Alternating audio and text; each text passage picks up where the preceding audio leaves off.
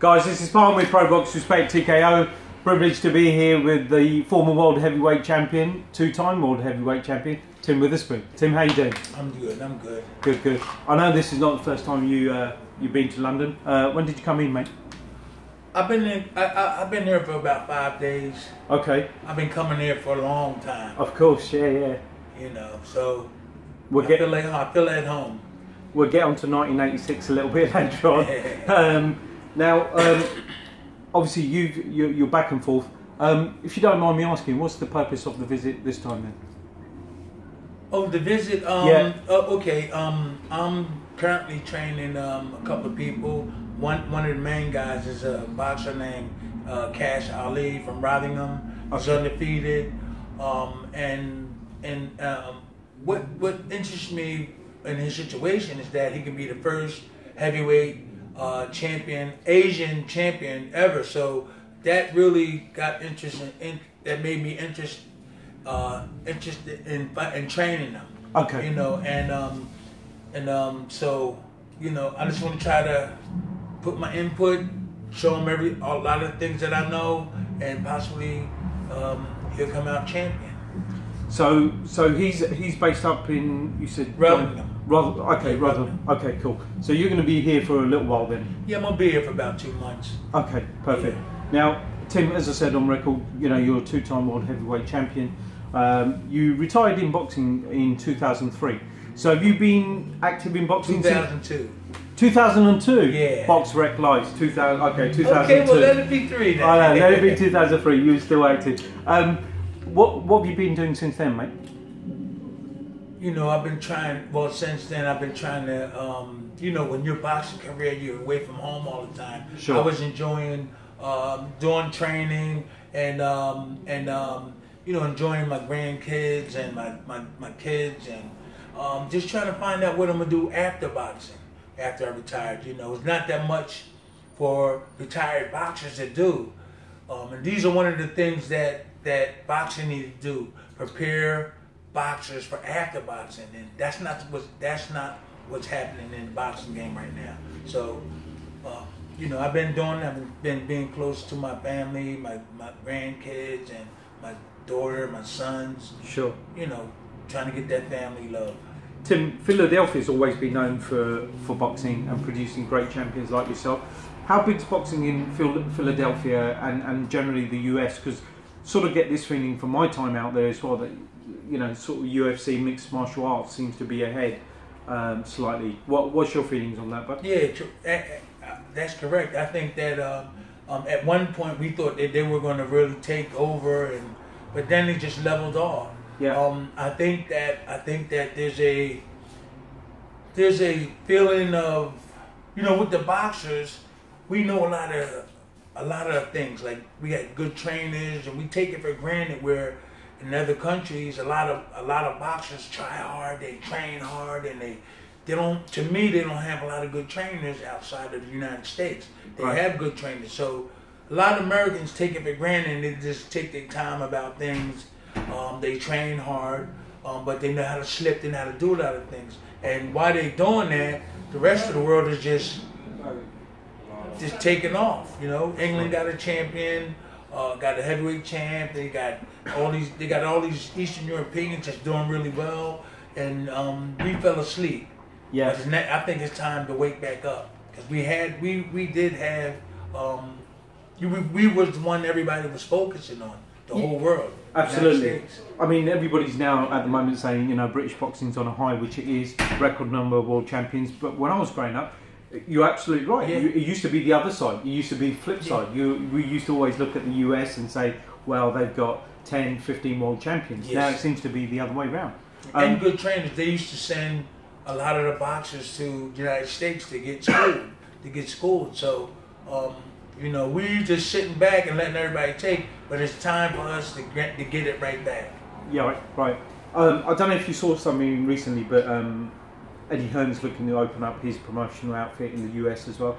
Do you think that's good for the sort of the boxing folks out there as well? You know, for the fighters, you know, if he's opening a base out there as well? Well, I mean, he can open up a base in America. He just has to know exactly what he's going to do as far as like trainers and picking his fighters, or up and coming. He got to have somebody he can trust in that area so it could be a success. Right. Let me take the gum out. I did the gum out, yeah. So it could be a success. He's moving over there. That's the first time I heard that. So he just have to be solid. When he move over there, he has to really understand the people and what's going on in America, and get the right people running this program. Yeah. I mean, you know, because you've been coming back and forth for a long time. Yeah. As I mentioned off record, I've been out to the States a few times. Yeah. And whilst it looks easy, but it's a different ball game once you're out there, or vice versa, right? For you guys as well. Yeah. Like guys like this, a lot of guys like me that's retired, that has good talent and teaching. It's hard for us to get jobs because we not only teach them guys how to slip, block, and throw punches, we teach them about the game. And as you know, I have a lot in my repertoire. I have a lot to teach, and I can't get a job because they know I not only want to teach them how to box, I'll teach them how to not get ripped off like I had got ripped off. So it's hard for me to get a job because when the manager says, "Oh, that's that Tim Witherspoon, he the one fought against the promoters, or he the one to tell it like it is," and it's hard for me to get a job. I'm really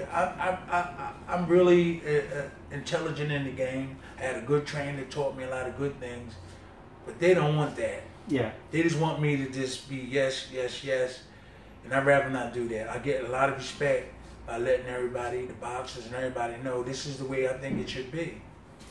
Tim, we're here today to celebrate 10 years for Chrissy Morton, Bad Boy Promotions. Yeah. Love that lady. Yes. How did you get involved, if you like, with Bad Boy Promotions? Well, the last time I was here, I was with Ben Doherty. Yeah. He's a good friend of mine, very intelligent person, and we were doing like some type of speaking at Jimmy Hennings. Remember Jimmy Hennings? Yeah. Hennings? We was over at his pub in England, and so they approached me and said, "Hey, would you come to our show?" And I said, "Yeah, I would come to the show." And she was a really nice person, really energetic, and Absolutely. wanted to get things moving. And I said, "Whoa, that's cool." And she said, "Come on, Tim, let's sit down and we talk." And we decided on a couple of things, and I'm here. Yeah. And it's good to be a part of something that's like memorable, like this is the 10th anniversary. Yeah. Anniversary. I mean, I want to be a part of something like that. So yeah. I'm here. Excellent. And you can see the impact you're having. You're just walking around freely giving advice to the boxers. And that means a lot to them coming from you as well. It means a lot to me too. Yeah. That I'm wanted, that people care, and I don't get nobody telling me, get out of here, get out of here. Well, you're way too big for that, so they're not going to say anything. Tim, I want to move to 1986. I remember that well, seeing you fight one of our most loved boxers, Frank Bruno. Yeah. I was in tears afterwards, but I don't think so. But you had little tears running. I did. I was younger then, so I believe that. I believe it. But listen, what a great performance from you to come back and win that fight. Yeah. What was it like to fight at such a huge venue, and what was the atmosphere like at Wembley Stadium? Well, I think, my feelings and my drive originated from where I was born and raised. I always wanted to fight in somebody else's backyard, win, and defend my title, or just win, go somewhere where I know the odds were against me. Yeah. And it happened. I dreamed about it, and as I started training, I always wanted something to happen, and here it was right in front of my face. Yeah. And the more the people screamed, the more the people shout, and the more excitement went on, the more energy I had got. Sure. Came into me. So, when we walked up to the ring, that energy hit me. Yeah. When I stepped through the ropes, I wasn't scared. Sure. It worked. It worked the opposite. With some people, they get nervous. With me, I said, "Wow, I'm here where I wanted to be." Yeah.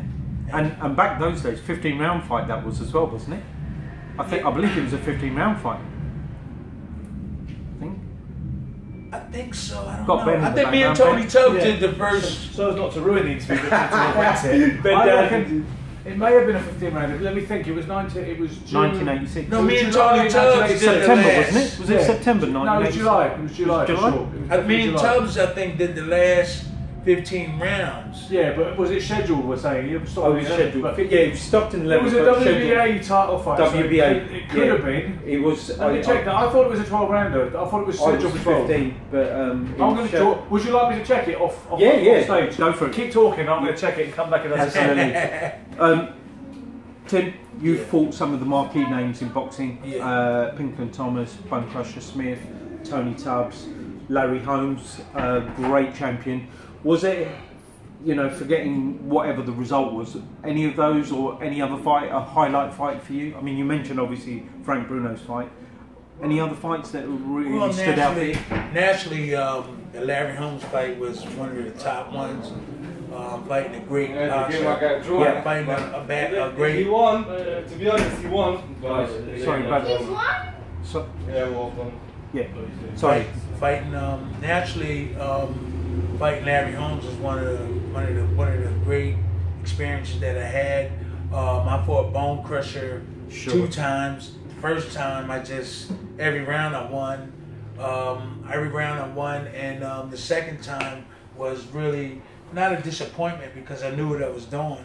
I threw the fight, and it's a shame that Bone Crusher don't believe that.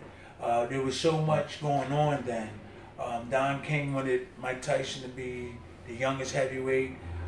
He even told us we better get ready. All of us in training camp together, and he told us that you better get ready. There's this young kid coming up named Tyson, and we just didn't take no notice to it. It was like, yeah, okay. And he was knocking guys out, and slowly we started recognizing it.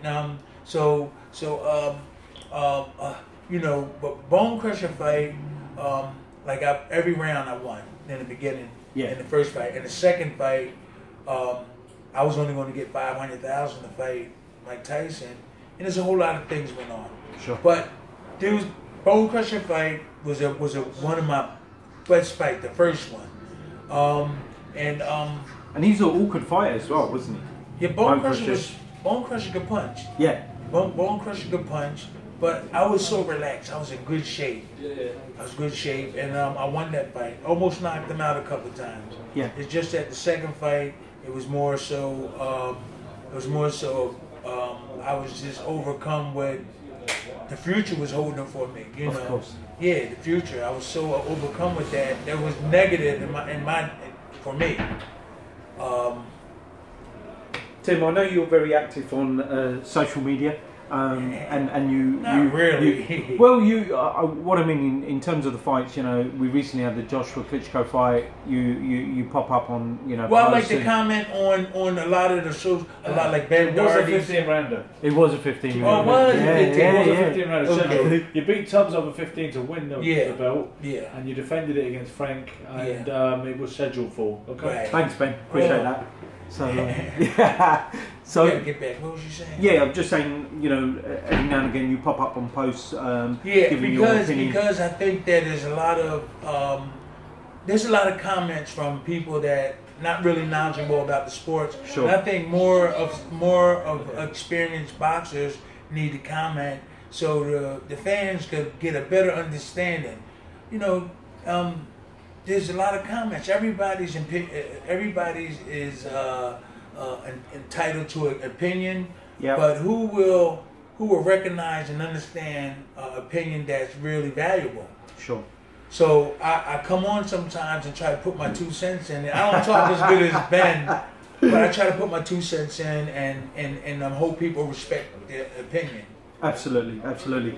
I mean, 2017 already has been a real treat for us as boxing fans because we started off with the Gal versus Badu Jack, which ended up in a draw. We've had Andre Ward versus Kovalev. We've got Canelo Golovkin. We've got Mayweather versus McGregor. Oh, Mayweather, great. And what, 2 weeks from now, possibly, we've got Mikey Garcia versus Adrian Broner. Oh, yeah. So we've had some good fights. I'll see you up on the fights. Yeah, I absolutely love it. So are these the sort of fights that you like to watch yourself as well? Well, what I have been. I need to start going to all the fights. I need to start watching all the fights. I've been doing a lot of other things, family things.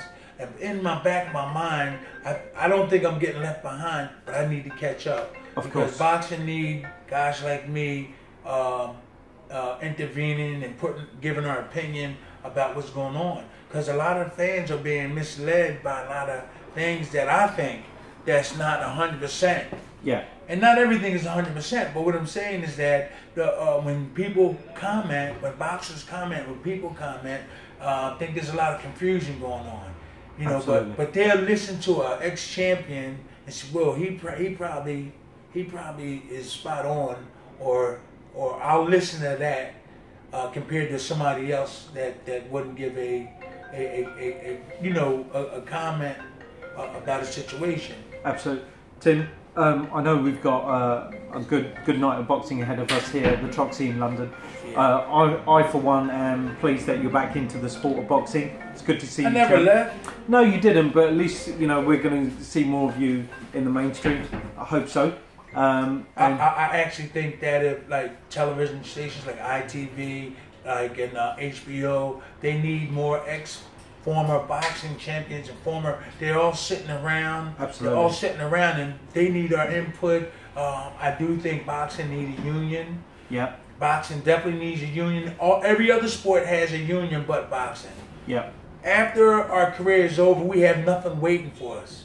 You know, we've been trying to do this for like 20 years, 30 years. A guy by the name of Paul Johnson in America, and Ernie DeStefano. They're trying to put together some things where we're going to try to help the boxing industry out because we're not being respected. No, we're not being respected. And when you leave the boxing game, there's nothing waiting for us to do. Yeah. We can't get commentating, we can't do this, we do that. We have young people doing it, which is okay. But what about the history? We're missing is a gap. Yeah. Our era, you don't hear nothing about what we did, but you're hearing what the young people are doing now. They're saying, where is Bone Crusher? Where is Tony Tubbs? Yeah. You know, Muhammad Ali died, Joe Frazier died. You know, where are these guys through that era? So there's a gap missing. And nobody's hiring us, and I wonder why. Nobody's giving us a chance. They'll hire a woman, which is no problem, to be on a big show. Yeah. But where's a heavyweight champ, or where's a middleweight champ that can get an input? So I think we're losing a lot of things, and we need to get them back. And a union is one way that I think that we can regain a lot of things that's lost. Well, if this can trigger some of that, then it's a good sign for all of us that some of the world champions don't have to necessarily be world champion, but knowledgeable champions coming back. But listen, a real privilege for me to be here with you today, champ, and enjoy your night, and I'll see you around tonight as well. Thank you. Take care, champ. Thank you.